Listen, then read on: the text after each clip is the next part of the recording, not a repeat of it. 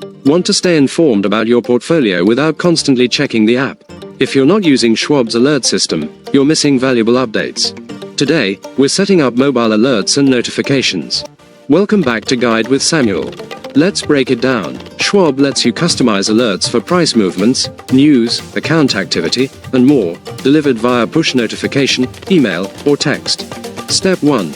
Access the Alert Center. In the Schwab mobile app, tap the menu and find Alerts and Notifications.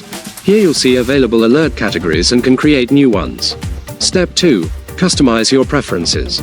You can set price alerts for specific securities, news alerts for companies you follow, and activity alerts for deposits, withdrawals, or trades.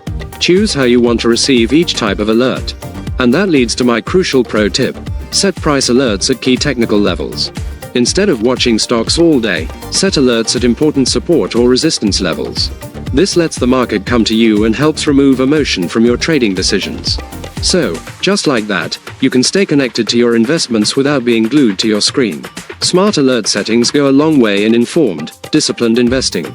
Now I'm curious, what type of alerts do you find most valuable? Price, news, or account activity?